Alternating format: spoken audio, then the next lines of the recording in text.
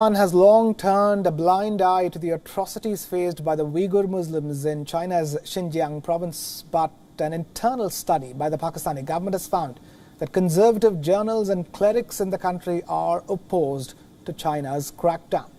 Conservative groups in Pakistan hold considerable clout over the people and even the government. A backlash among conservatives could possibly threaten ties between Pakistan and China.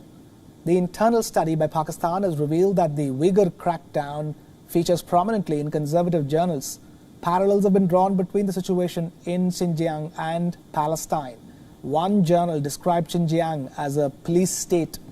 The overwhelming opinion is that China should reconsider its governance model in Xinjiang and promote religious freedom in the province.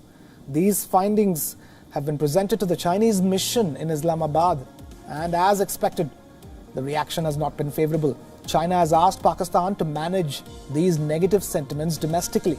The Chinese mission is reportedly worried about two sections of Pakistani society, the conservatives and the mainstream English media.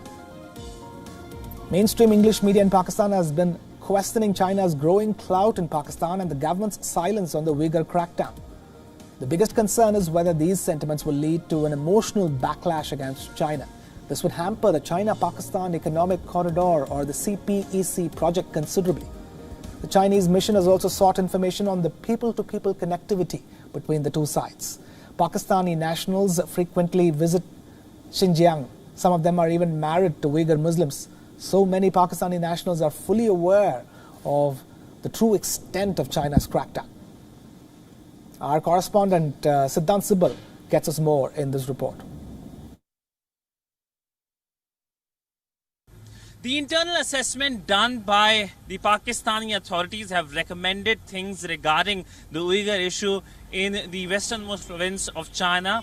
This includes the fact that the Chinese authorities must remove restrictions on practicing of Islam and allow the Uyghur Muslims in the province to freely practice Islam. The recommendation also includes the fact that the ease in practice of Islam will help as a confidence building measure by the government of China and will help project China in a positive light both inside China when it comes to these provinces and also outside of China. Also, what the report has recommended is the fact that there should be free communication of leaders, of religious leaders, reliable religious leaders, and these religious leaders can freely communicate to Chinese authorities what they feel. So these are the recommendations given regarding the entire internal assessment, by the Pakistani authorities